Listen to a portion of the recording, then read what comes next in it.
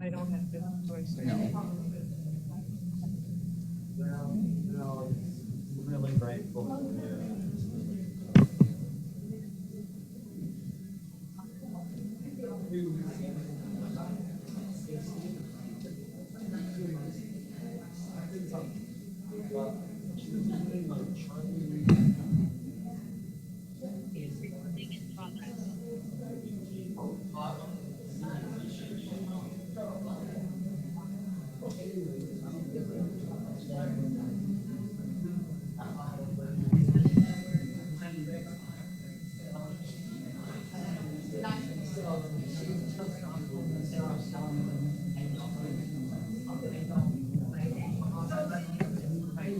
Everything's really good except for everything at home. And I said, my body was, I thought I was. I think I'm doing it, but it's helping us. The back last year, I put that for you know, you learn all of that.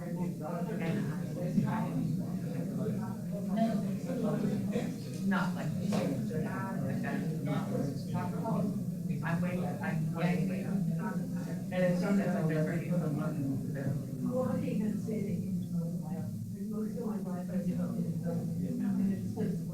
Yeah, I don't. One of my weight doesn't help.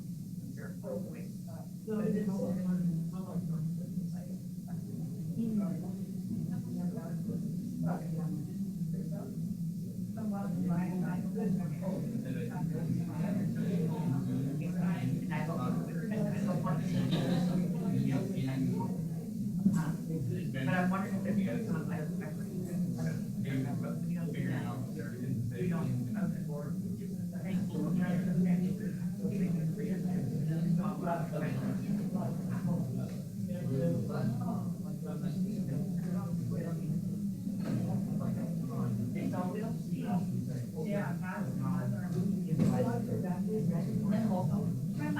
well, he was talking about it.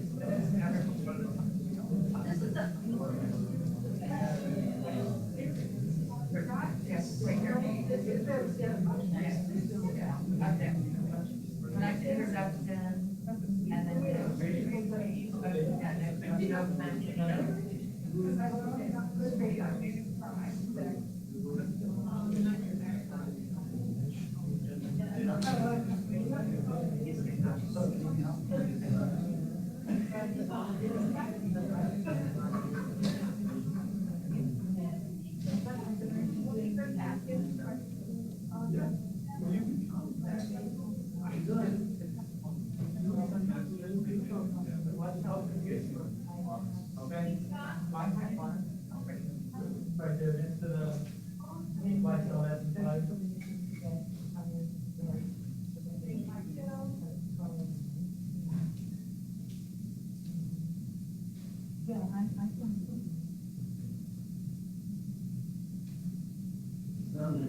Very quiet.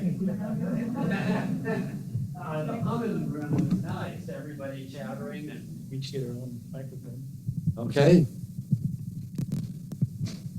Testing. And we'll go ahead and start. So if you guys can hear me okay with just my regular voice, we'll talk really loudly. This is also for the people online over Zoom so they can hear us. So my name is Scott Wagnon. I'm a PA, work at the Community Health Centers of Lane County, and president and board chair of the Gene Plant-Based Providers, which is a 501c3 nonprofit that supports the Live Lifestyle Medicine program that you're attending the introduction class to. It's a 12-week series. And before I get started, some housekeeping things. We want to thank the Springfield First Christian Church for allowing us to use this space at no cost.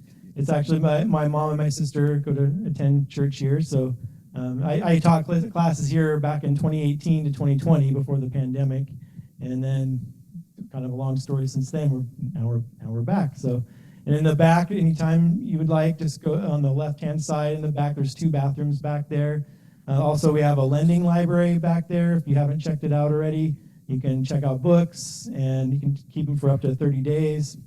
We have some donation opportunities. We have a bottle drop bags back there if you're collecting cans anyway, and that supports the nonprofit.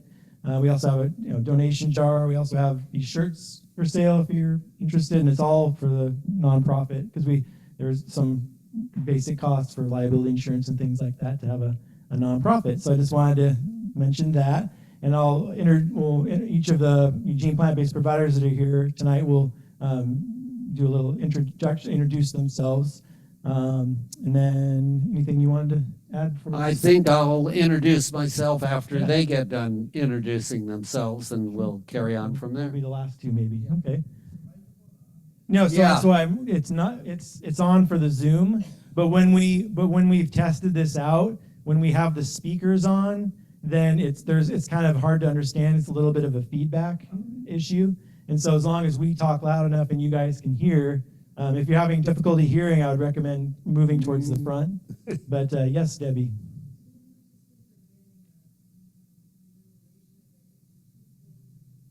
Too close to the mic.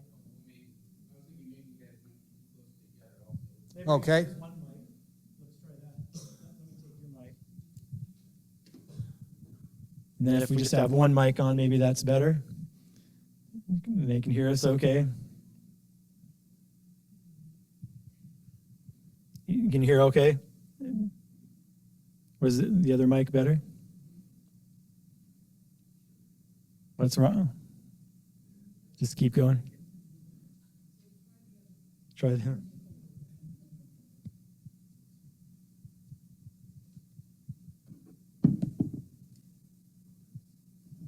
Just using this one is better. Can you hear me now in the back?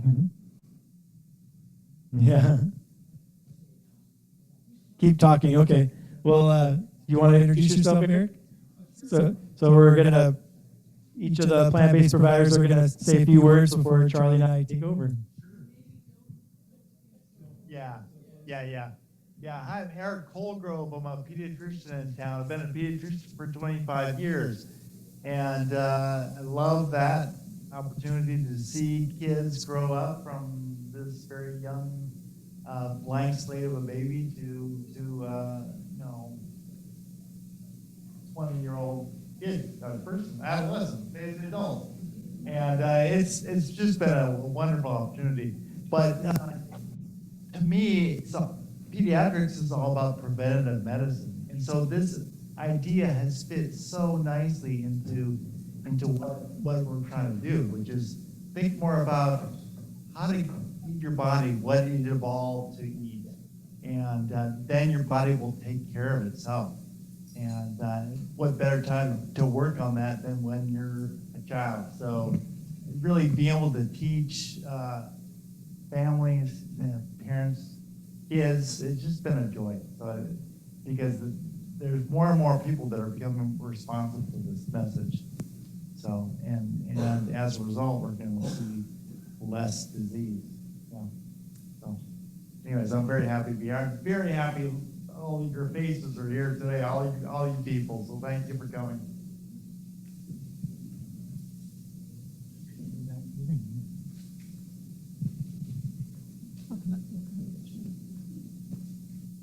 Stand in front. I'm Pam Burrell, and I am a PhD psychologist. I taught at the University of Oregon for a number of years, and about 15 years ago, I became passionate about the vegan plant-based lifestyle and animal rights. And I tease Scott and Charlie here because there's 6 pillars of lifestyle medicine, and I teach 3 of them. So I will talk about stress coming up, and the importance of managing stress and hints on managing stress, sleep, the importance of sleep. I've got some interesting new tips about getting good sleep, and also the power of not only social connection, but connection with ourselves and with the natural world. I'm really excited to have this opportunity. And the class schedule is in the back if you haven't picked up those flyers. You can see the all 12 weeks on there. They can see me. No, I'm fine. Okay. Hi, I'm Elizabeth Maxwell. I'm on the board, and I think I've been volunteering for about a year. So I'm plant-based, and I work for Lane County Public Health, and I do one of the classes. So you'll see me, and I do the library. So you see me all the class times. I'll help you with library books, and then I'll do one class for you as well later. Yeah. Sorry, is this on? Elizabeth Maxwell, I'm with the Plant-Based Providers. I'm on the board. I work for Lane County Public Health, and I do the library. And I think I've been volunteering for about a year with the Plant-Based Providers, and I'm also on the board. And I'll do one class for you in September, I think. And I do risky substances, and one of those being food. So people who struggle with food addiction, I talk about that a little bit. So, and I will hand it to Jamie, I guess.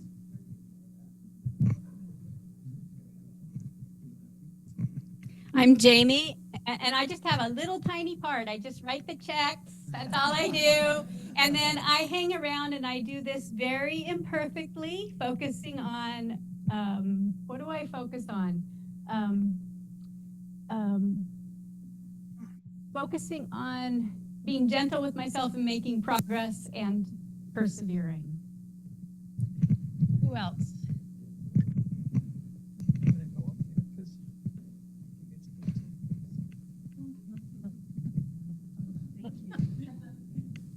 So, hello, I'm Debbie, and I'm a nurse and a diabetes educator, and I've been part of EPBP, Eugene Plant-Based Providers, pretty much since we started. And it's just joyful work to me to be part of this that's trying to move our health, the health of our community forward in a good direction. And as a nurse, I've just seen so much suffering in hospitals and clinics and so forth that I know doesn't have to be that way. And a lot of it is common sense things that we know, but it's hard in our society to implement those changes. So it's really nice for us to have the support of each other to help move us forward and feel better. And so it's very joyful to be part of this group. And I'm running the tech system, which is a big learning curve for me. So it's pretty exciting. Thank you, Debbie. Tamara?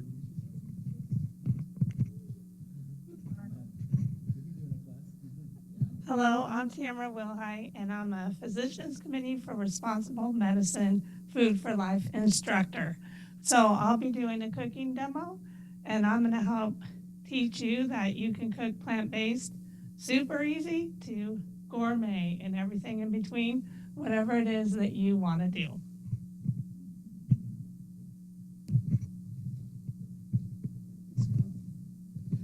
So, I'm Charlie Ross, and I've been a physician in Oregon for about 49 years. I'll be 50 next June. And for my first 35 years, I pushed a lot of pills, and no one ever got healthy. I lowered a blood sugar or blood pressure. But then along about 13 years ago, came Sanjay Gupta, who reviewed a special called The Last Heart Attack, where they took end-stage heart disease patients who kept having one heart attack or a stent or a bypass after another. They were on the maximum medical therapy. And Dr. Esselstyn put these people on a whole food plant-based diet. And at the end of 5-10 years, all alive, no further heart attacks, bypasses, or stents on any of these people, except for one guy who said, I feel so good. After 6 years, I'm going to go back and eat how I used to eat. And he wound up with another bypass. He lived and went back on Esselstyn's program at the Cleveland Clinic. And he lived past, all of the participants lived past 20 years. Now, 4 or 5 of those people had been told, you probably need to get your affairs in order. You're probably not going to live the year out. And so that was pretty impressive. My wife looked over at me. We were sitting in our living room together. And she said, do you think we should do this? And you know what my first thought was? No way. There is no way that I am going to eat like they are proposing I eat. It's all documented in this book right here. It's How to Prevent and Reverse Heart Disease. I read this book after watching that program. Half of it is recipes. I watched this movie, it's Forks Over Knives. Has anybody seen this? One person, maybe 2 or 3, okay, 4. But most of you have not. It's a really good movie. It helped change my mind. And I started thinking about what I could do actually to prevent my wife from having a heart attack. I didn't want to do this. Why didn't I want to do it? Because I loved what I was eating. I was 63 years old at the time. I loved fried chicken. I loved pizza. I love French fries. In fact, as I mention those words, my mouth starts to water. I'm like Pavlov's dog. Yeah. And ice cream. I had to have a couple tablespoons of ice cream every night, Rocky Road or something with chocolate in it. It was just like something I needed to do. But what this book and what the program was all about is our number one killer is heart disease.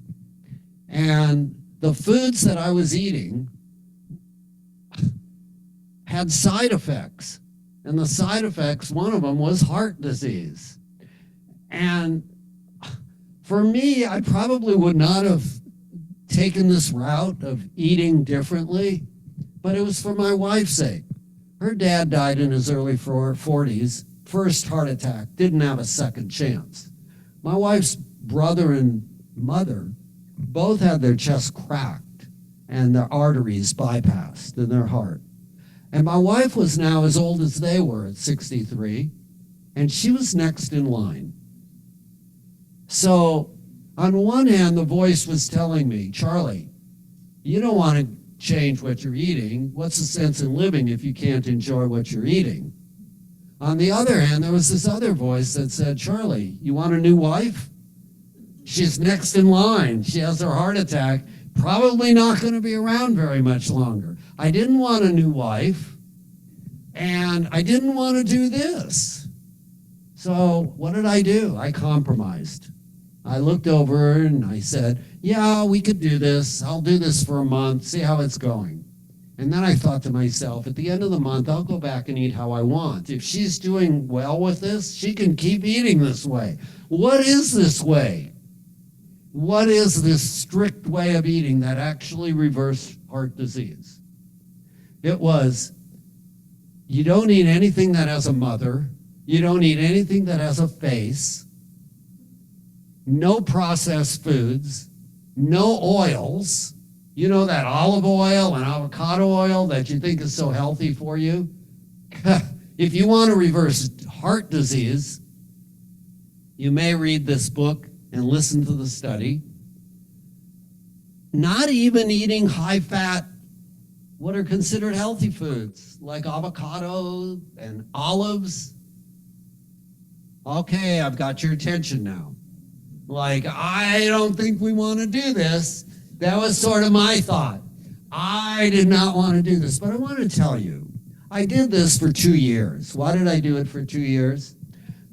To unclog the coronary arteries that were clogging up in most of us in this country. And I'm so grateful I did that, because it not only unclogged my arteries, but it unclogged my wife's arteries. And I must tell you, after 13 and a half years of only eating whole foods that are plant-based, minimally processed foods, I'm here to report I love what I'm eating.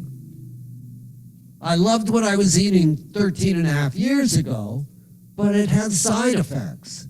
The side effects that I have now allow me to take no pills, allow me to be on the tennis court for 1.5 to 3 hours a few times a week, walk with my wife 3 hours or an hour every day, 3 miles, do some weights a couple times a week, enjoy my grandkids without worrying about chronic illness. And that's why we're here talking with you. We don't want you to have to suffer for your last years of your life. The heart disease, the diabetes, the arthritis, the chronic pain, and all those sorts of things. Okay, so I have your attention. My wife, by the way, is now 76, no evidence of heart disease. I'm grateful every day that I made this choice to do something different. And, you know, we did it all in one fell swoop. One day, we read through this book and watched the movie, and the next day we pulled out every meat, dairy, and egg and processed food. We put it in boxes, and we gave it to our kids. Now, we didn't want to kill our kids. We didn't realize we were giving them poison. But as I think about it now, when you cause someone to be ill by giving away food to them that's not healthy, you're kind of poisoning them. And you know, I feel bad about that now, but at the time I did it, my justification was I didn't really feel it would make a difference. I had no clue about food being like medicine, actually. But now I do. And that's kind of a message we want to share with you. And that brings us to, where do you actually get your health? For years, I was trained way back half a century ago as a dinosaur doctor, that people came to me for knowledge to give them their health, a pill to give them their health. But it doesn't really work that way. We just treat symptoms. Your health comes from who? Your choice. Your doctor is your coach, to coach you along, to inspire you to do something different, to make healthier food choices and movement choices and lower your stress level. But you're the one that needs to swing the golf club or play the piano. Your doctor can't do that for you. You're the one that needs to do the practice. And you can do this gradually, or you can do it in one fell swoop. It's up to you. Each of you may be a little different. And with that said, I want to share the first video about what we want to have you think about, what your life will be over the next number of years. So here's the video, coming up at some point soon.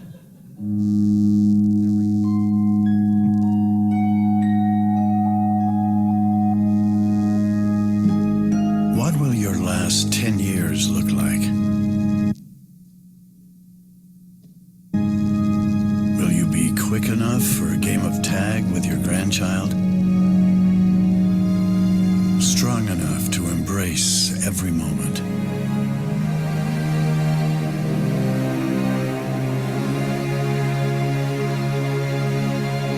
Will you grow old with vitality? Or get old with disease?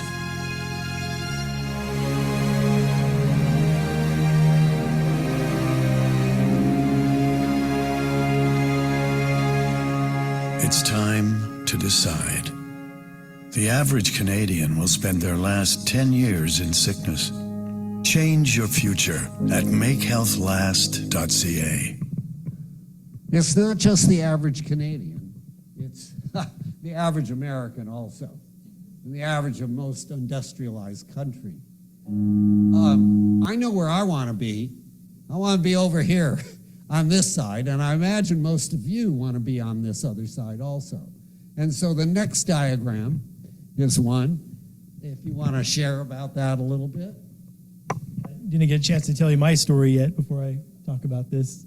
Just like Charlie, how I got into this as well. So I came at it a little bit more gradually than Charlie did. So for me, it's been 12 years ago. And in the year 2012, so I used to be a professional bicycle racer. I was always really physically fit and did a lot of endurance challenges and things like that. And so I've been a PA for 20 years.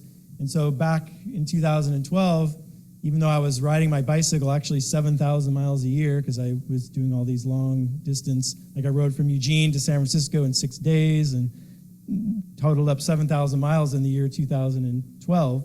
And despite that, I was overweight, I had high blood pressure, high cholesterol, I was in the pre-diabetes range on my labs, I had heartburn symptoms every day, irritable bowel syndrome symptoms every day, and I wasn't on any medication yet, but kind of one of the blessings and curses of being a medical provider is you can kind of see your own future through your patients. And so I knew, okay, this is where I'm headed. And so despite all that heavy exercise, and so that's what prompted me to study nutrition, academic level nutrition, and really got into it, eventually found lifestyle medicine. And Charlie and I are both board certified in lifestyle medicine through the American College of Lifestyle Medicine. So we, even though we're teaching you guys the science over these next 12 weeks, it's not just like Charlie's opinion, my opinion, it's American College of Lifestyle Medicine, it's the summation, the balance of the evidence, and you'll be seeing a lot of videos from Dr. Greger and his nutritionfacts.org website to support everything we're teaching you guys here. And so anyway, so in 2000, after that kind of awakening and seeing, okay, I need to eat after studying the science, it was eating a mostly whole food, plant-based diet, plant predominant dietary pattern. And I didn't go all in. And I had no aspirations to be vegan or vegetarian. I'm just going to start eating more unprocessed whole plant foods, more fruits, more vegetables, more beans, more intact whole grains, legumes, and fruits, and just all the whole plant, unprocessed plant foods. And I started doing that.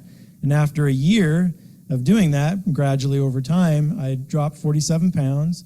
My cholesterol dropped 100 points. My A1C, which is the average blood sugar test, it was at 6.2, which anything over 6.5 is diabetes.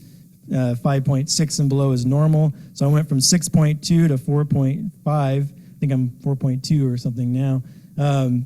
So I reversed that. My heartburn went away. My irritable bowel syndrome went away. And then every year since then, I've ridden maybe 3,000 miles a year. So with less exercise, I got my health back because it was the food. I had to get the food right. So that was kind of how I went about it. And then I started teaching it to patients and I had patients that were making more changes more rapidly than I ever did. And a lot of them I was having to take them off their blood pressure pills because their blood pressure was dropping too low.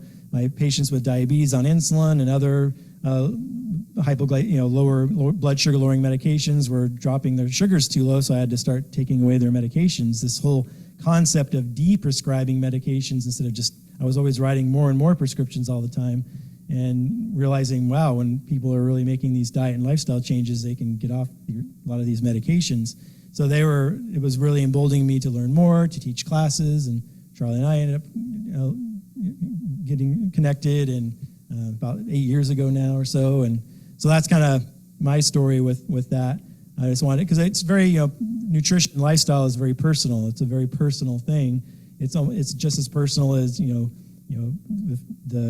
religion you might observe or your political party or your family. I mean, diet and lifestyle is very personal. And so I think it's important that we share kind of our personal story so that you know where we're coming from, because it's one thing just to say, oh, just make these changes, but it's not as simple as that for a lot of people, because food is connected with our family and culture and identity and feelings and things like that, right? We're connected to our food in those ways with memories. So I think it's really important to kind of share that.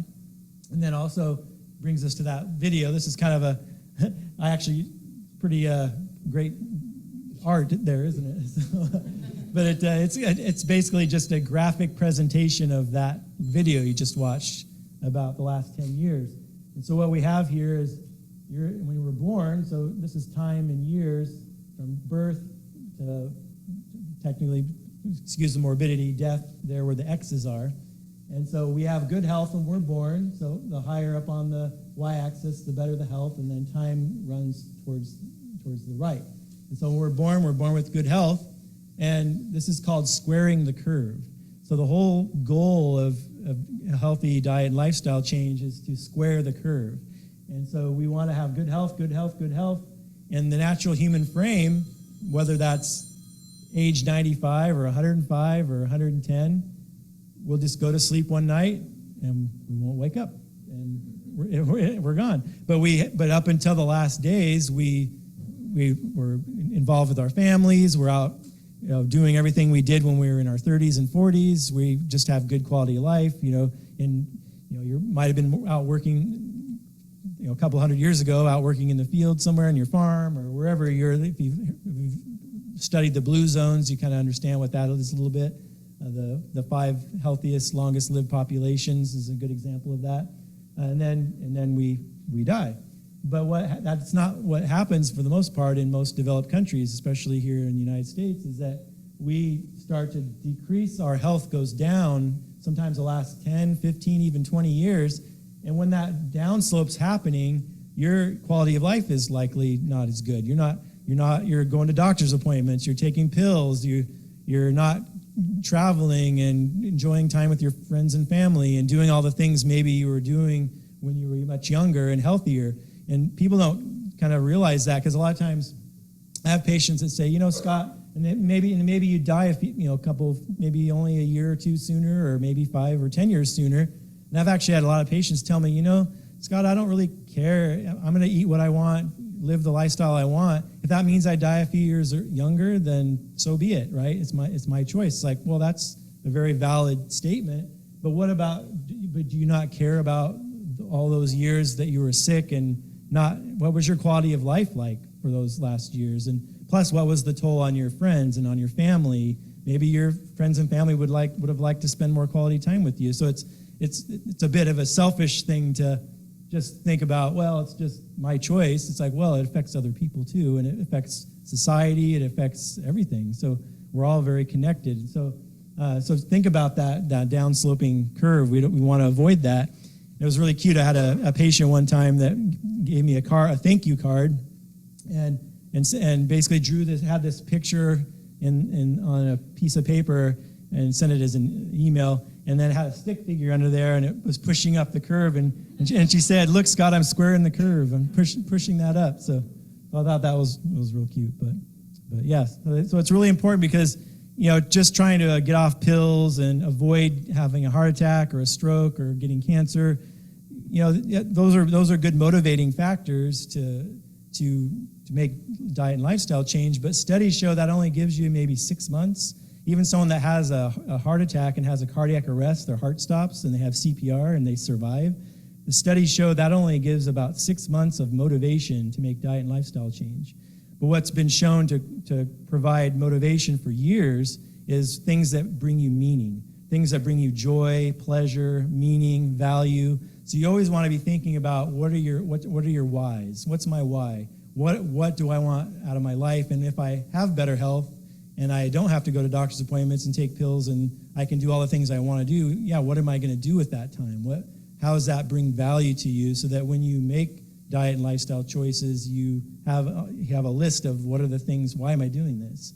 Because that's, using that frontal lobe, and Pam will talk a lot about that in her class, about behavior change and what part of our brain we're using, and so that's really important. So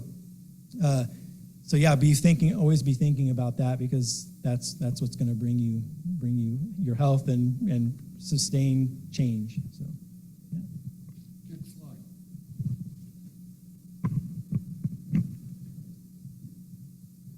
So while we're waiting for the next slide, I just want to recognize the fact that it's Scott has been, every single week he has been teaching these classes. There have been, over the last number of years that we have taught classes together. Does it really He has been matter? so consistent, keeps up the website for those of you who are looking at the archive sessions and the other. So we really are appreciative of his continuing commitment, along with the other volunteers who are here.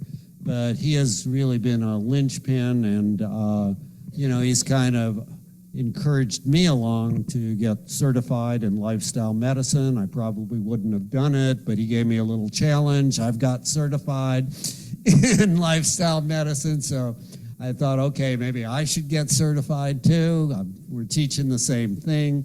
So anyway, thanks. We've enjoyed this relationship. We may not agree with every single thing, but we agree on most things throughout the years, and I look forward to us continuing on in these classes together. We do classes together. We do some classes apart.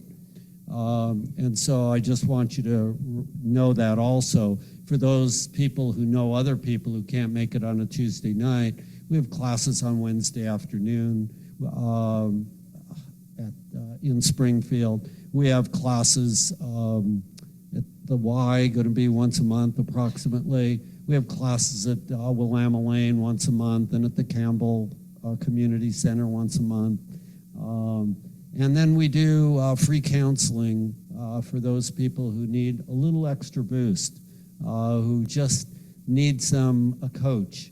And so Scott's the working fellow of the two of us. So he sees patients actually and follow up if you have the right insurance.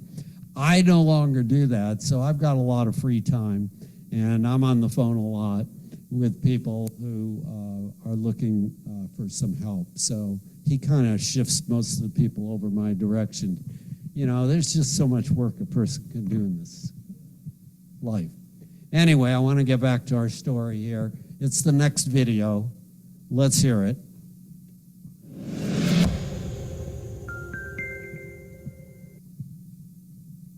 Does it really matter what we eat? Well, the good news is we have tremendous power over our health, destiny, and longevity. The majority of premature death and disability is preventable with a healthy enough diet. It's the food. Most deaths in the United States are preventable and related to nutrition. According to the most rigorous analysis of risk factors ever published, the Global Burden of Disease Study, funded by the Bill and Melinda Gates Foundation, the number one cause of death in the United States and the number one cause of disability is our diet, which has bumped tobacco smoking to number 2. Smoking now only kills 500,000 Americans every year, whereas our diet kills hundreds of thousands more. What we eat is the number one determinant of how long we live. What we eat is what determines most whether we'll die prematurely. What we eat is what determines most whether we become disabled or not. So if our diet is the number one cause of death and disability, if most deaths in the United States are preventable and related to nutrition, then obviously nutrition is the number one thing taught in medical school, right? Obviously it's the number one thing your doctor talks to you about at every visit, right? Unfortunately, doctors suffer from a severe nutrition deficiency in education. Most doctors are just never taught about the impact healthy nutrition can have on the course of illness, and so they graduate without this powerful tool in their medical toolbox. Now there's also institutional barriers such as time constraints, lack of reimbursement. In general, doctors aren't paid for counseling people on how to take better care of themselves. Of course, drug companies also play a role in influencing medical education and practice. Ask your doctor when the last time they were taken out to dinner by Big Broccoli. Probably been a while. That's why I started nutritionfacts.org. It's the tool I wish I had in medical training.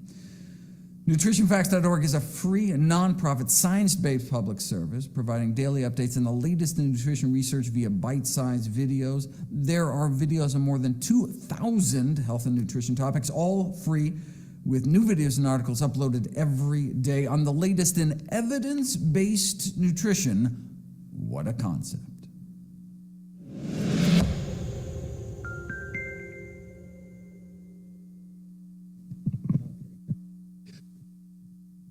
Okay, next slide. So, how do you determine what's healthy food? Many of you are confused. I know I was confused as to what healthy choices are. Most of the time we make a choice of what we eat based upon what our parents ate or grandparents or what our friends are eating. But how many of us have really spent the time to really decide what does the research say about what the healthiest choices are? Most of you probably know more about what gas you need to put in your car than what's the best fuel for you to eat. And you may be a bit confused because I've asked this a number of times. Fruit and vegetables, are you told that those are healthy or not? Healthy or not? Yeah, fruit and vegetables are healthy. What are you told about when it comes to carbohydrates, protein, fat? What about carbohydrates? Huh? With diabetes, are healthy or not? Not healthy. Okay, so you should eat more fruit and vegetables, but you shouldn't eat carbohydrates. What are fruit and vegetables? Carbohydrate. So even though you may not be consciously aware of this, there is what's called a cognitive dissonance. Your brain unconsciously is wondering, is this healthy? I shouldn't eat too much of it. You know, it's not healthy. What am I going to eat? And so we're here to help clear up that confusion, some of that confusion, by sharing sites with you. And there's a few. There's nutritionfacts.org. There is the PCRM.org. That's Physician Committee for Responsible Medicine. There's Forks Over Knives site. There is the drmcdougall.com site.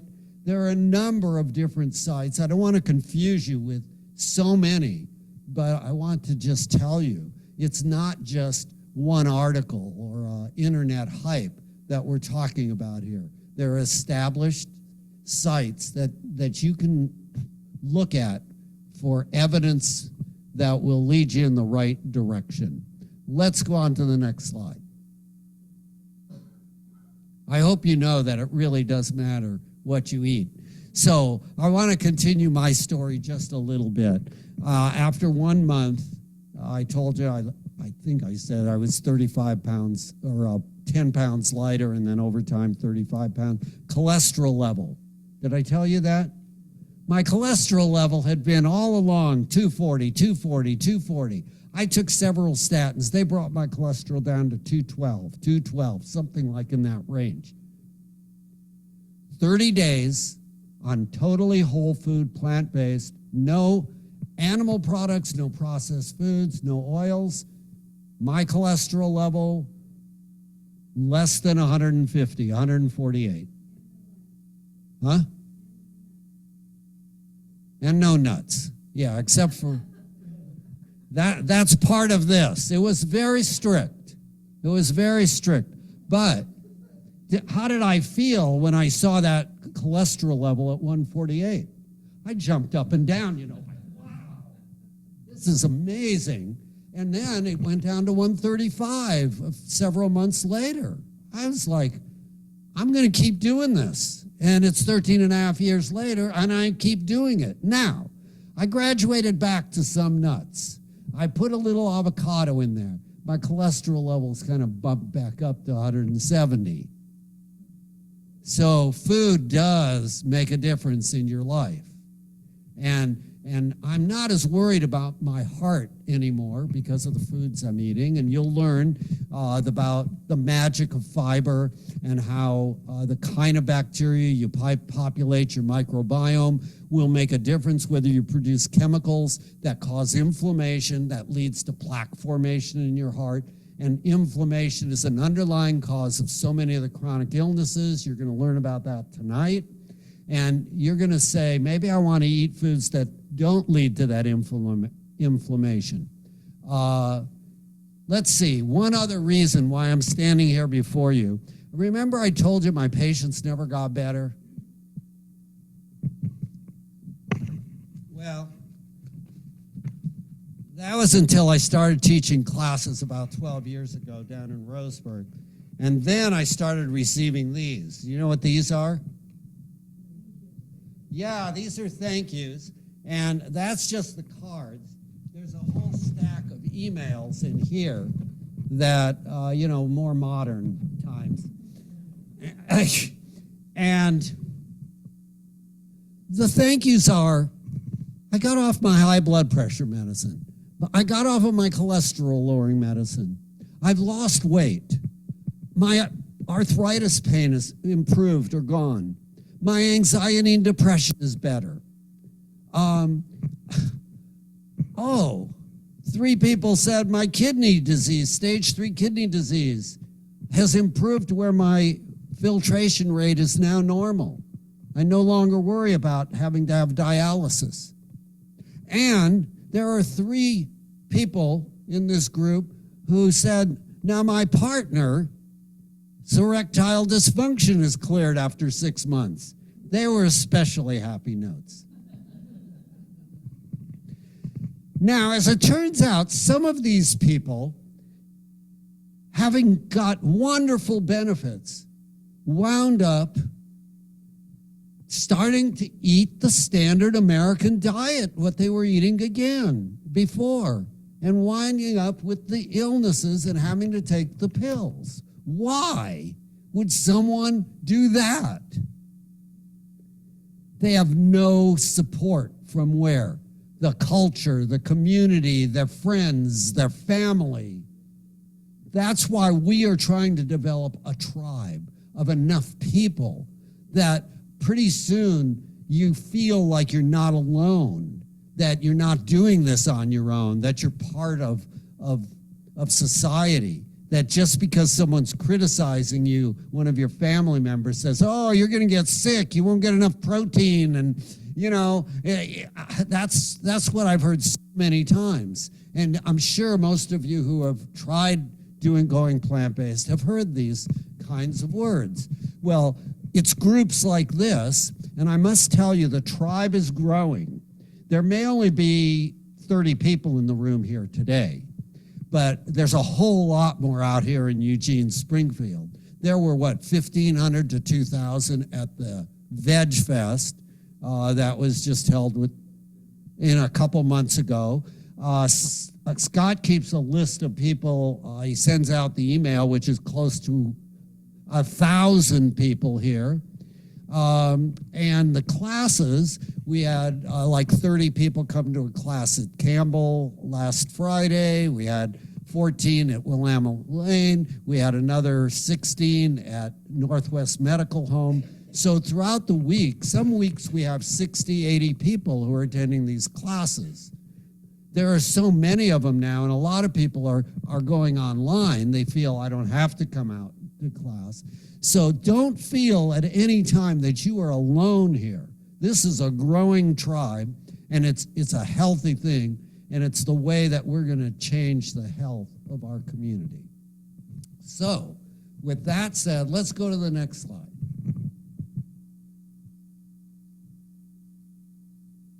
It's coming. There's my wife.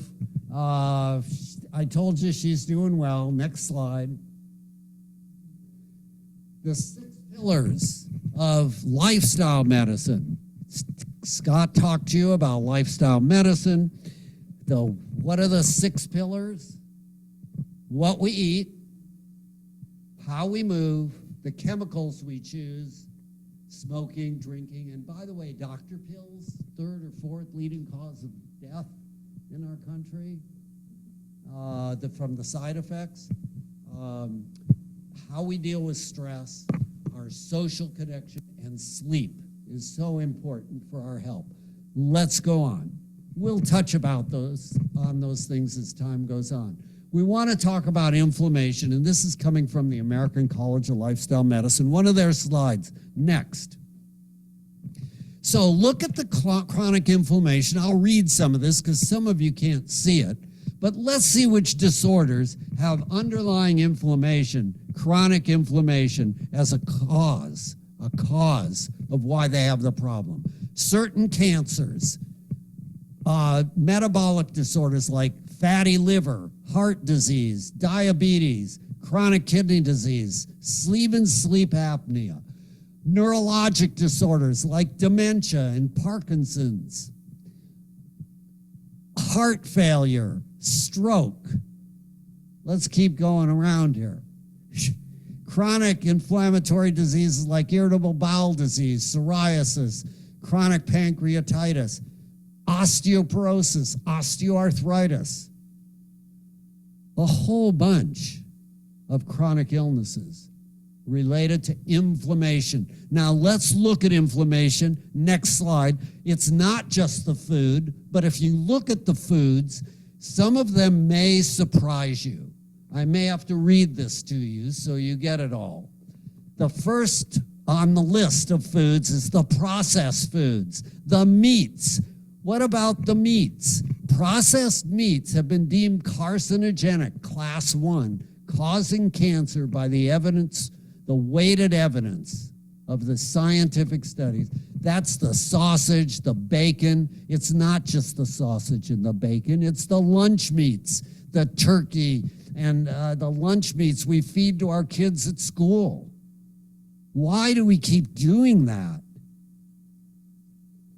The cheeses, the refined carbohydrates, the white bread, the white rice, the pasta, breads, breakfast cereals, and added sugars.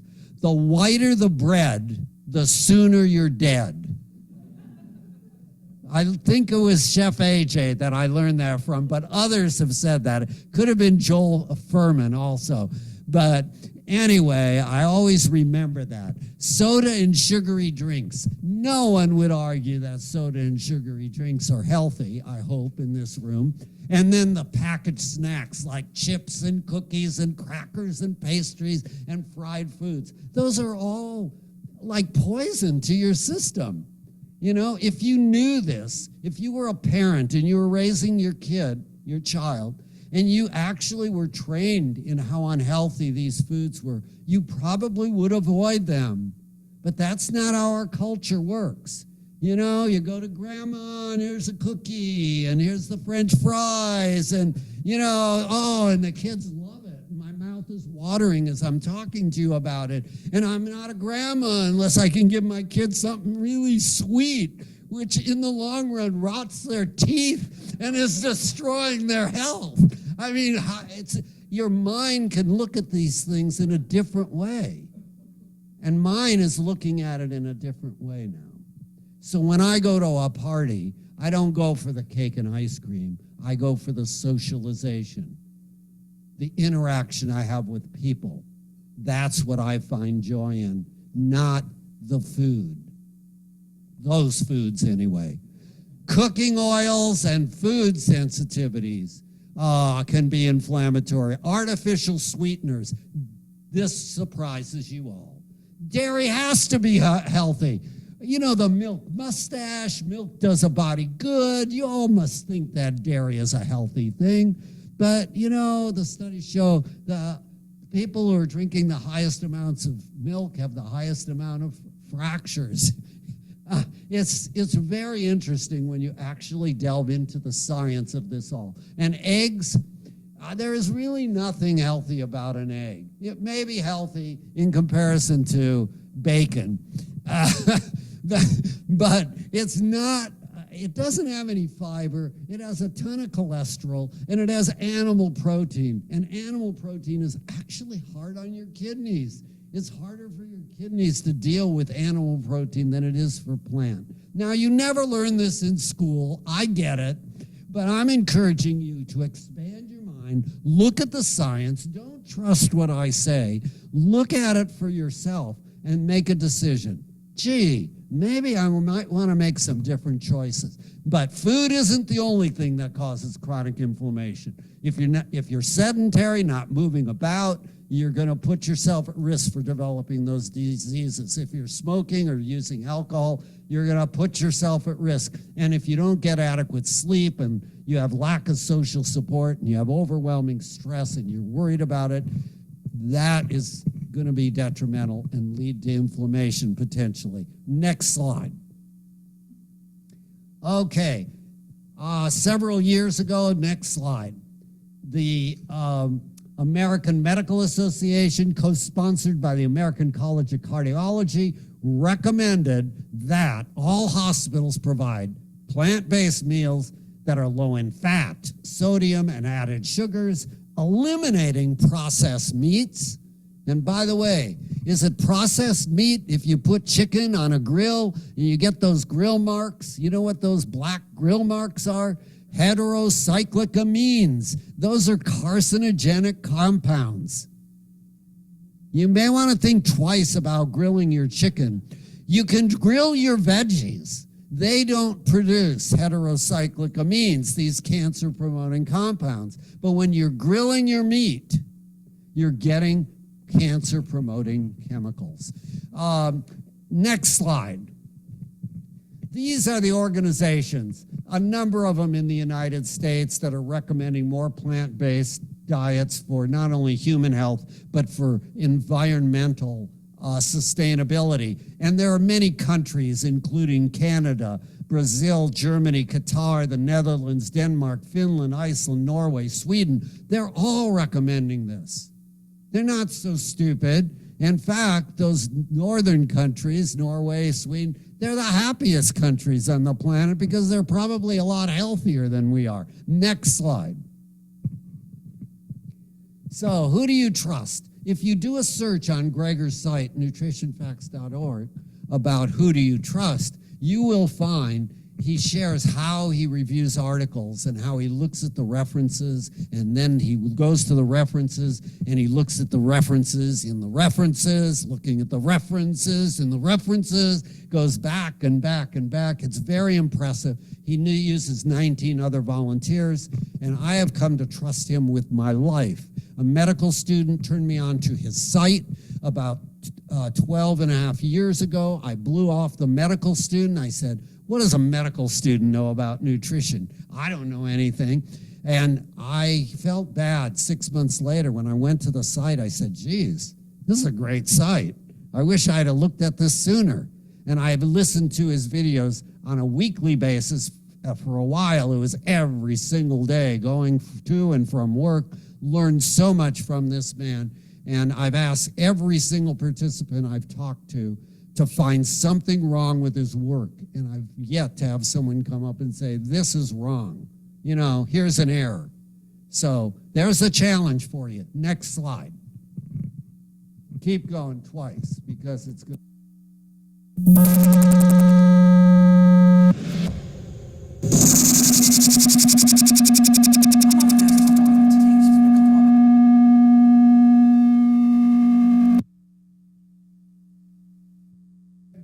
Chronic illness might not have to suffer these diseases. We've talked about them. We didn't mention constipation, diverticulosis, diverticulitis, but they clear up also because of the amount of fiber that you get in your diet. Next slide. We're getting to the fun part now. This shows you how what we used to eat as Americans in 1900 compared to 2010. Just about, 15 years ago. This is the statistics. You know, I'm an old dinosaur, so I sometimes use some of the old statistics.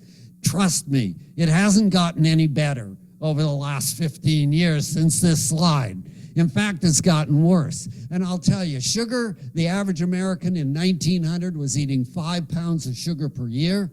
What was the average American eating in 2010? 77 pounds a year. What are they eating now? 100 pounds of sugar per year because of the processing of the food.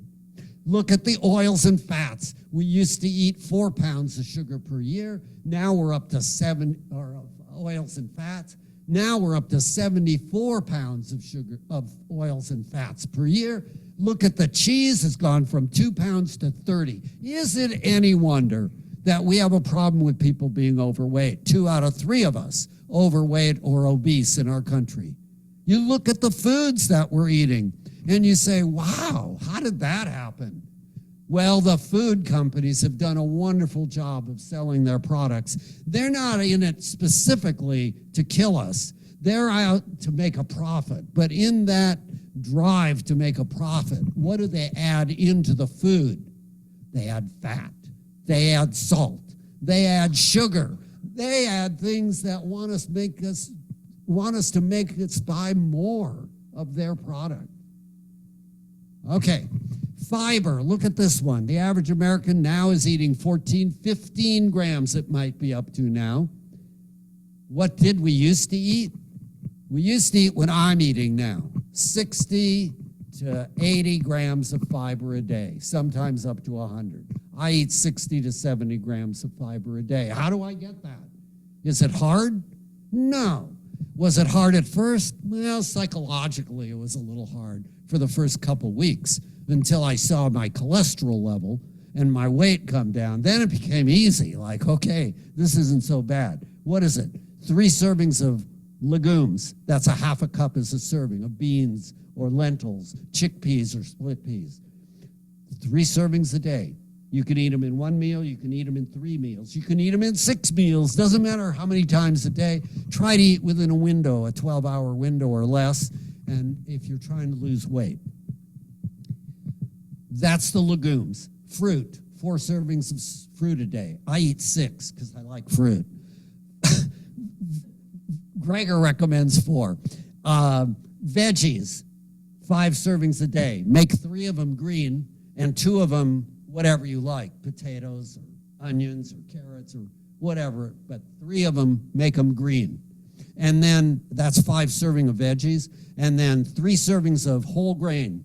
I eat 2 servings of oats in the form of groats, but the 5-minute cooking kind is fine, or the steel cut oats are good. A full cup every day, and then a half a cup of either rice or quinoa or some other whole grain. What do I add to that? Maybe a tablespoon of ground flaxseed, a little quarter cup of nuts now. I didn't do that when I was following Esselstyn, but I do that now. And, we add maybe a tablespoon of chia seeds and a tablespoon of hemp seeds for a little extra protein. We get plenty of protein. How do I know you get plenty of protein? Well, we're going to look at this next slide. Okay, we're looking at the next slide, and the next slide shows if you compare 500 calories of plants with 500 calories of animal food, and we're going to see 500 calories of animal food is so high calorie dense, it fits into the palm of your hand approximately. 500 calories of plant food, you have to eat kind of like a small volleyball worth of food. It's a lot, it fills you up. You're always full. I'm always full, okay? But in order to get enough calories, you have to eat more of lower calorie density foods. So you look at the cholesterol. No cholesterol in the plant foods, but 137 milligrams in the animal. The fat, so much less fat in the plants compared to the animal side. And protein. Now, I used to show a slide which showed an equal amount, 34 and 33 or 34. I recalculated again using Google sources and stuff. I don't know how accurate they were. And I said, okay, the lowest amount you're going to get if you're eating this way is 25 and 34. It's very close, the amount of protein. How much protein do you need in a day? If you're eating about 1,500 calories a day, you're going to get an adequate amount of protein. If you're eating 800 calories a day, you're going to be protein deficient regardless.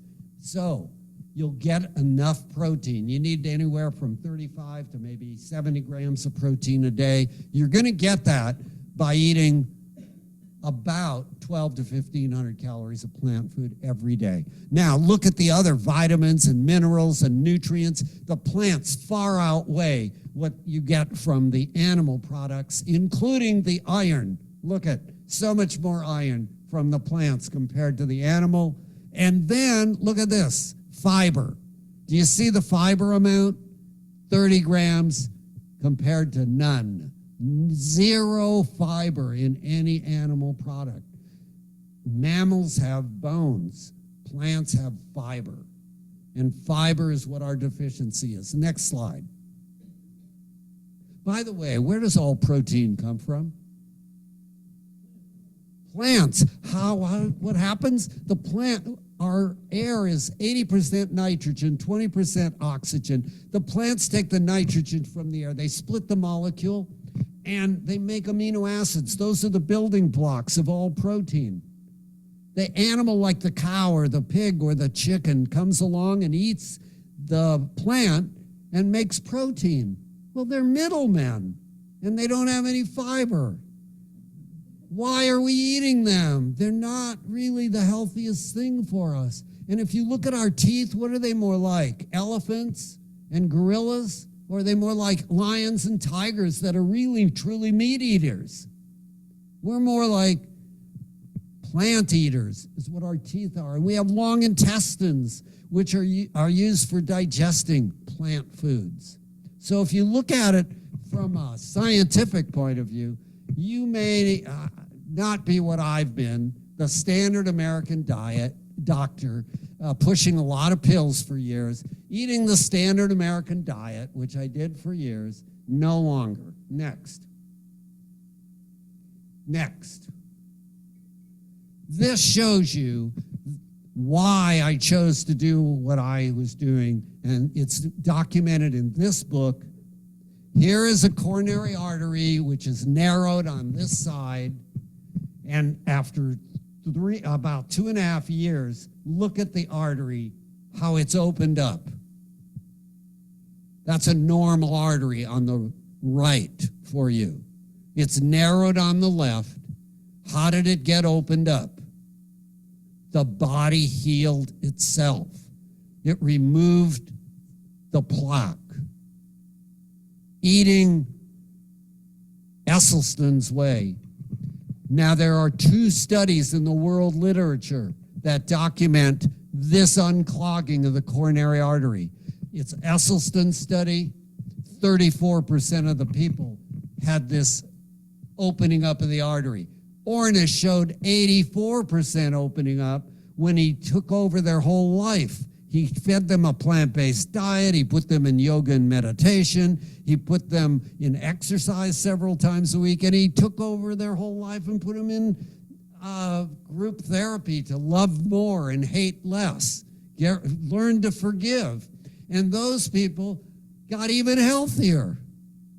No other way of eating. No keto, no paleo, no grain brain, no carnivore, even no Mediterranean, which is a healthier diet than the standard American, has been demonstrated to open up arteries like this. If you haven't seen this and you haven't given it any thought, I hope you give it some thought. Maybe we could really eat healthier. Next slide. There are areas in the world, 5 of them, Greece and Costa Rica, Nicoya, Okinawa, Japan, Sardinia, Italy, and Loma Linda, California, Seventh-day Adventist group that promotes plant-based diets. They're the longest lived and healthiest. They've squared the curve, as Scott and I want them to do. You could do the same. Let's go. Next slide. It's, by the way, on Netflix if you want to watch about the Blue Zones. It's a 4-hour programming. They have good family support, no smoking, plant-based diet, constant moderate physical activity, social engagement, and they eat legumes. They eat beans and lentils, chickpeas, split peas. Okay, next slide. You may want to do it. I don't like to fight, but I sure wouldn't mind a body like either one of these guys have. And all they eat is plants. Next slide. As athletes, Carl Lewis, next slide. That's an old guy. Here's some younger ones. The Williams sisters, they're vegan. The Djokovic, he's kind of like the most wins of anybody in tennis and tournaments, and he's plant-based. Next one is football. Tennessee Titans, they went kind of vegan, and they won a national championship after doing that. Next slide. And these guys, they look a little too thin, right? But they have very little body fat. But look at their ultra marathoners. This guy here, Rich Roll, on the right here, he did 5 Ironmen, not in a year, in 1 week on 5 different Hawaiian islands. For those of you who know what Ironmen are, that's a tremendous accomplishment. And this guy here, Scott Jurek, oh, by the way, Rich only eats plants. And Scott Jurek, he holds the world record for miles run in 24 hours. How many miles is a marathon? It's 26.2 miles. He didn't run 1 marathon. He ran 167 miles in 24 hours. How many marathons is that? It's a lot. Okay, all he eats is plants. You know, you can be healthy if you're eating just plants. And, you know, if I hear anybody say, where do you get your protein?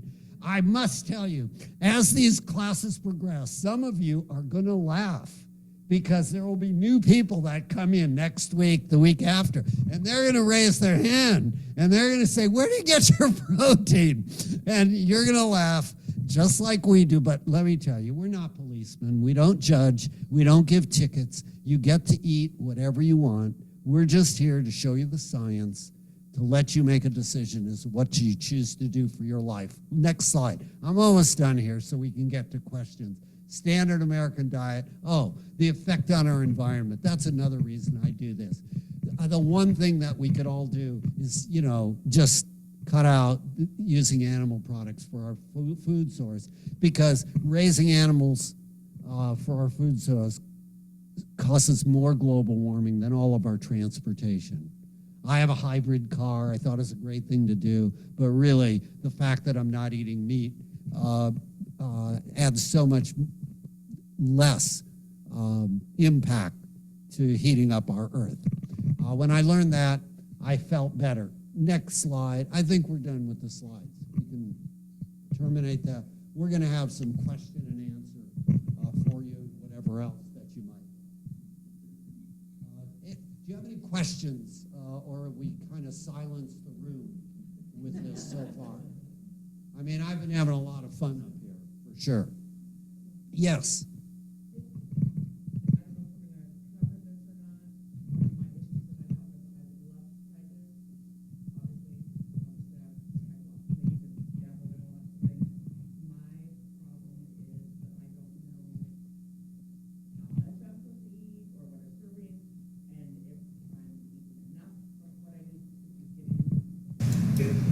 I've gotten enough in different eating that I know that I definitely feel better eating this way, opposed to like rice and blah, blah, and I didn't know it was like inflammation cause for better. I don't know if you're gonna cover that or if. So we're going to cover it right this minute. Okay. Do you have a smartphone? I have a phone, I don't know how smart it is, but. If it's smart enough to download an app, Okay. you go to the App Store and you download Daily Dozen, Dr. Greger's Daily Dozen. On that app, it'll be a green background with a white check mark. That's the app, Daily Dozen, Dr. Greger's Daily Dozen.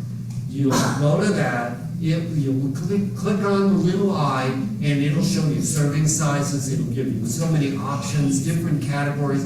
It'll be everything that I told you what I eat. Okay. And the quantities approximately, and they may be different for you. Most people say, this is too much food for me to eat. And we need to do it gradually. So go to that site. When you have questions, you can get in touch with us. We'll go over some more. Perfect, thank you. Yes. What's that doctor's name spelled? Greger, G-R-E-G-E-R. Go ahead. What is the, what is the thing, what is it called? The Blue Zones. It's like what is the name of the documentary? It's like the 100 years Blue Zones. Yeah. Just type in Blue Zones. Thank you. And when people have questions, I can either give you the microphone or I can just repeat the questions so that people online can hear if they need this microphone for that. And then next week is classes on meal preparation and planning, so you'll get a lot of that. And then you look at the schedule out there. Also, the schedule's on the website. So hopefully you're all familiar with livelifestylemedicine.com. Go to that website, subscribe to the newsletter that comes out every Sunday. It has all the class schedule, all the information is all on there, so you can get all that. And that's why we have well-rounded, kind of whole 12 weeks, so you guys all come for all 12 weeks. Yeah, question? I wanted to know what time of the day are optimal for eating your meals. When is the best time to eat at breakfast? When is the best time to eat lunch? What are you eating in between?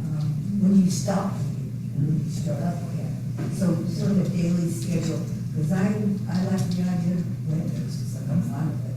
But maybe experimenting too much with soy right now, because just got out to eat soy. But I want to know how to make that out. So the question is, like, is there an optimal time window to eat? And so it's going to be different for everybody as far as your schedule, what works for your life. But there is this whole circadian rhythm science that's out there, and you might have heard of intermittent fasting, time-restricted feeding. There's different terms for it. And so it's basically the eating window, if you want, like the most rudimentary is 8 to 8. So you don't want to eat after 8 p.m. Because after 8 p.m., you think about our biology, hunter-gatherer, and that kind of thing, when it's dark, we're not designed to eat. We're designed to store all the calories that we consume for the day. So any more calories that come in after 8 p.m., our body is naturally insulin resistant after 8 p.m. And so what that means is you're more likely to store those calories as fat than if you ate it at 8 o'clock in the morning. And so, the basics would be try to eat between 8 a.m. and 8 p.m. If you want to even have a little bit more health benefit from an anti-inflammatory standpoint, maybe a little bit of a boost with weight loss, then you could actually do up to a 16-hour fast and an 8-hour eating window. So you could do for example, would be eat from 10 a.m. to 6 p.m. You cut yourself off at 6 p.m. So eat as often as much as you want between 10 a.m. and 6 p.m. and then cut yourself off. Then you have that 16-hour fast essentially, which is all good for detoxifying, anti-inflammatory, all that. But if that's too hard for you, just saying don't eat after 8 p.m. is a good thing, and it's good. Yeah, 8 a.m. till 8 p.m. Yeah. Load the calories. Have more. So the calories, have your heavier meal, like higher protein meal earlier in the day, and then like have more higher carbohydrate meal, like say just a salad or something with some grains and stuff on it, or potato or something in the evening or the later afternoon. Whereas you have maybe your soy, lots of your beans and legumes. A lot of cultures around the world actually eat beans for breakfast, which I always found that was weird because I'm such a, of course I used to eat sugary cereal and just sweet for breakfast, right? And a lot of cultures around the world, they do eat a lot of like beans is normal because there's some good science behind that. Higher protein earlier in the day. I mean, all plants have protein, but beans are a little bit higher. And, they're kind of your champions for protein. Any bean you like. So yeah, they're all really good. And so yeah, Jimmy. Could you say a couple more sentences on our insulin resistance after 8 p.m.? Say more about insulin resistance. Would you be willing to say a couple more sentences? Yeah. So insulin resistance after 8 p.m. So if you think about people that have prediabetes, type 2 diabetes, that's solely caused by insulin resistance, but there is a bit of a natural flow of resistance and insulin, whether you have insulin resistance or not. So what insulin resistance is basically, it's kind of thought to be a compensatory mechanism to be able to store fat. And so as we gain weight, we actually tend to become more insulin resistant. And so it's kind of basically it's like the metabolic dollar, storing the calories for a later time for when we don't have food available. So it's an ability to be able to store fat more easily. And so when you're trying to lose weight and trying to prevent things like diabetes, you don't want insulin resistance. You want to get rid of insulin resistance. And it's thought that up to 60-70% of the population is actually insulin resistant. And that's what's leading to things like, besides diabetes, but fatty liver and things like that, which a lot of my patients have.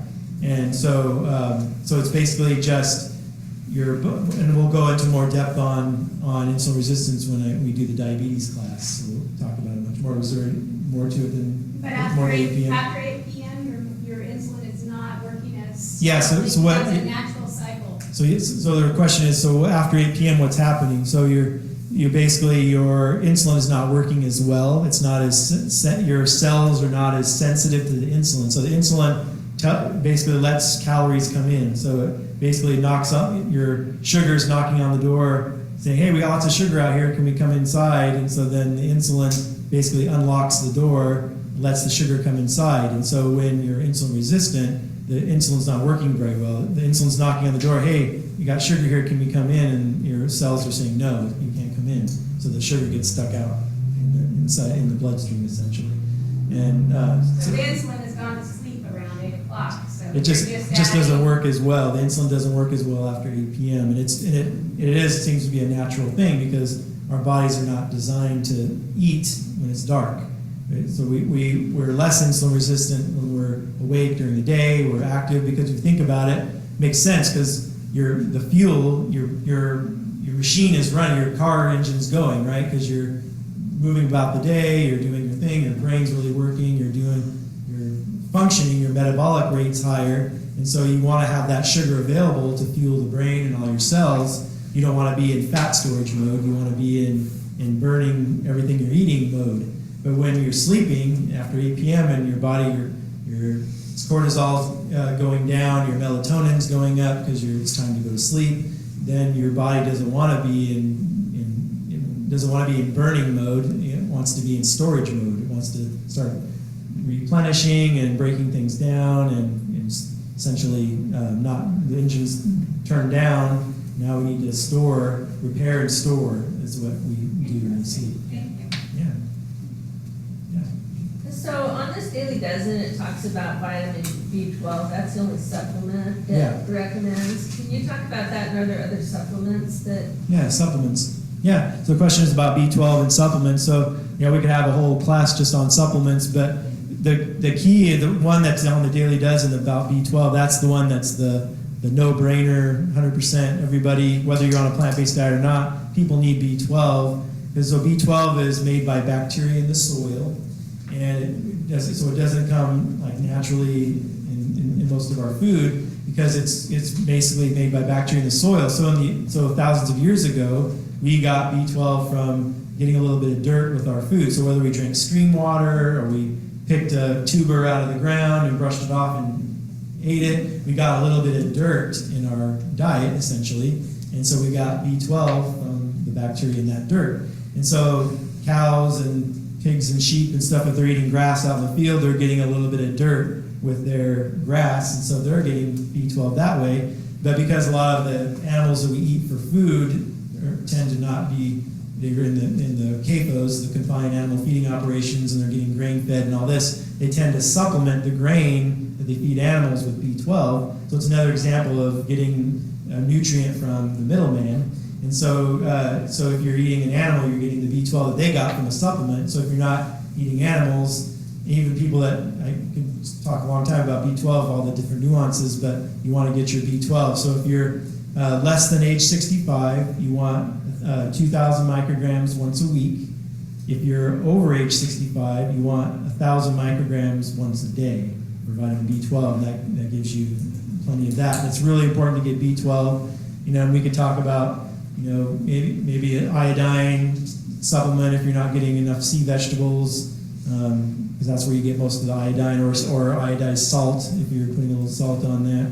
There's another one. Vitamin D is important because we don't get enough sunshine here year round, and so you want to get 2,000 international units of vitamin D. We should take K2.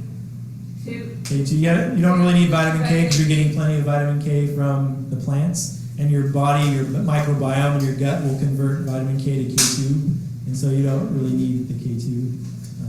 So yeah, if you're getting enough greens. Getting enough greens, you get vitamin K. But yeah, I have a whole, sometimes a bonus class where I do a nutritional myths class. I have a handout with a bunch of all the top 10 nutritional myths, and then I have a little section on supplements, like what's the recommended. Like that's a handout I have extra. I can, sometime over the 12 weeks, I can share with you guys. Yeah. So I do B complex, so that really isn't as good as B12. Oh, I also do biotin.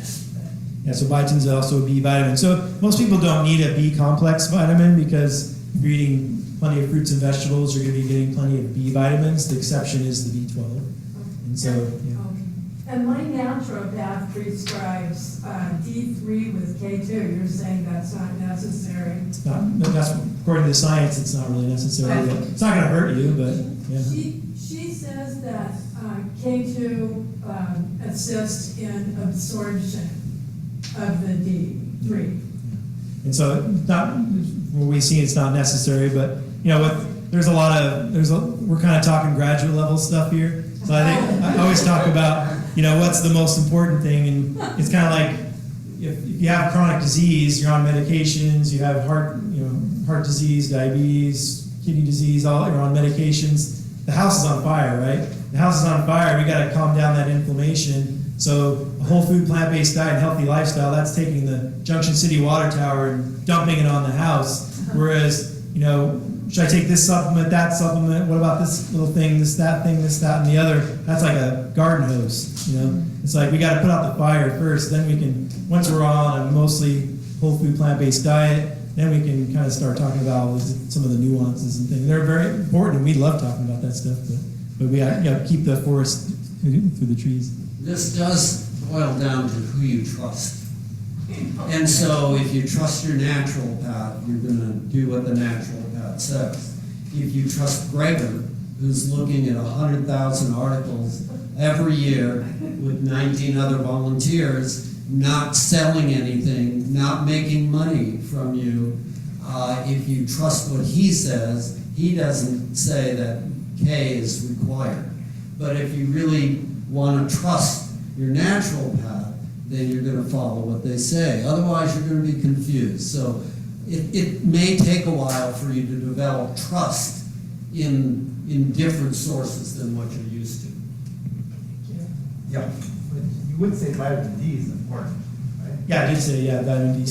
Yeah, because if you're not getting enough sunshine, I mean, there were like McDougall and some providers that aren't convinced that you really need vitamin D because as long as you're getting enough sunshine, but it's just so hard to get enough here because in the times when we only have sun a certain amount of time, and then even then when it's sun's out and it's cold, so we're covered up. So if you had both your arms free or bare and your legs bare, at least 30 minutes a day, 365 days a year, you probably wouldn't need vitamin D supplement. But we don't get that here. So a lot of people need a. Who's got a question I haven't called on yet? Please. You were talking about sea vegetables, and I was at Capella's the other day, and they had ground dulse flakes. Is that okay? Perfect.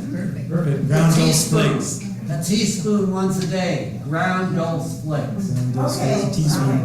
Ground dulse flakes. D-U-L-S-E. So there's nori, there's dulse, there's wakame. These are some of the like seaweed, different sea vegetables. Rice. And that's good omega-3. It's also a good source of iodine. Lettuce, zoots. It takes a acquired taste to like that. I don't really like it. I'm not into it. So, and I don't add salt to things either because I'm pretty salt sensitive. So I just take an iodine supplement. It's made from kelp. It's made from kelp. But it's just 150 micrograms once a day is what the iodine. That's the recommended dietary allowance for iodine. So that's what I do. But Charlie's got acquired a taste for sea vegetables. I do have like a vegan sushi once a week or so. And the first time you tried dulse, it was not a pleasant experience. It's an acquired taste, and it took several attempts to learn. When I read the science that this is really healthy for you, and I learned to eat dulse. And now I crave it, kind of like, if I don't get it, I'm sad. And did you say a teaspoon a day? Huh? Did you say a teaspoon once a day? That might be down the line for some of us. Might be. It's okay. I didn't eat it for my first 8 years, 10 years. Yeah, I think D2, I know there's, for the question about vitamin D, I think vitamin D2, which is not the active form, I think that's in mushrooms, but it's not like a very reliable source and probably not enough. So D3 is what the recommendation is for a supplement. And it's 2,000 international units a day of D3. But the question was about D2 being a plant source. I think that's correct. I just know that I think it's mainly mushrooms that have natural vitamin D, and I think it's D2, which is inactive vitamin D, and then D3 is the more active form. But I don't think there's quite enough to be a reliable source. So what's D3? Just the active form of vitamin D, D3. Chemically created? I'm not sure. What's that? D3 is just the active. That's just what the supplements are. Active form of vitamin D. So some of you may have questions when you leave this room, and all you need to do is go to nutritionfacts.org and do a search. You know, like for diabetes, or for vitamin D, or for vitamin B12. Just type it in the search box. And you'll say, oh man, there's all these videos. Maybe there's 2 or 3. Listen to them. And then if you have questions, nutritionfacts.org. You'll get a lot of your questions answered at nutritionfacts.org. But he's not the only site. There's the Physician Committee for Responsible Medicine, PCRM.org. They also have good information. And so does McDougall, Dr. McDougall's site. So, You have to pay for the website. I don't know. But if you could come back next week and we can review this again.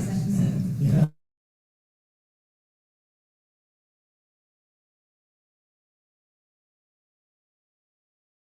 Also, if you're new to livelifestylemedicine.com, on the homepage, about 2/3 of the way down, there's a website tutorial there. And all you gotta do is click on it. It's a video, about 11-minute video of me giving you a tour of the website, how to sign up for the newsletter, where everything's at, all the archive sessions, everything. And there's videos, all kinds of videos on there. All kinds of stuff, yeah. Yeah. And this is maybe a pan of worms, but I, over the years and recently, got information about food combination. And is that anything, because I've noticed you can throw out, yogurt and listening, all this stuff together that, oh, no. And like, one principle is you only have either starch and vegetable, vegetables, or you have protein and vegetable. Don't ever put starch, vegetable, and protein in the classic meat, potato, and veg. Should never do that. Yeah, so a lot of those nutritional myths. So the question was about, you have to do combinations. The original kind of complementing was what had to do with protein complementing. And they thought that you had to have beans with rice because the amino acids have more amino acids in one food versus the other. That was totally debunked almost 70 years ago now, long time ago. And so no, there are no, you can eat whatever you want. It's just, we always just say eat the color of the rainbow, eat as many combinations of whole plant foods as you can, whatever you like. And so there's no detriment to having with this food with that food or whatever. You just want to eat a wide variety. You don't want to just eat 1 or 2 different foods. You want to eat a wide variety of foods throughout the day. So don't worry about this food or that food. There are some things like, this is again the graduate level stuff, like, because of the how bananas brown, and certain foods will brown when they're exposed to the air, right? Like apples and things like that. There's an enzyme that causes that browning, that if you put that into like a smoothie with, say, kale and things like that, it decreases the antioxidants available in those foods. And there is truth to that there is an enzyme that suppresses that.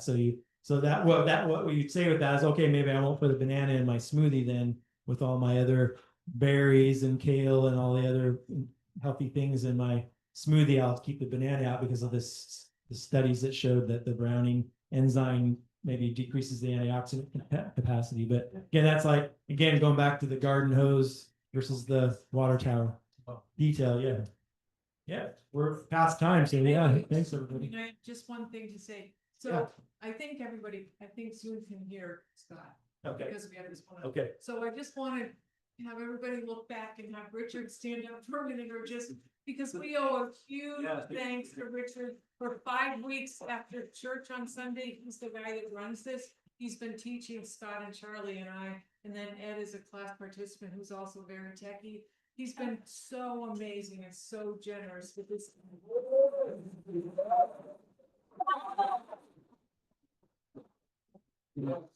Thanks for coming, and hope we see you next week. And if you haven't picked up the class schedule out there, the Lifestyle Medicine Pillars handouts, check out the books for the library, and I hope you can come back. Thank you. Thank you for seeing you. Yeah.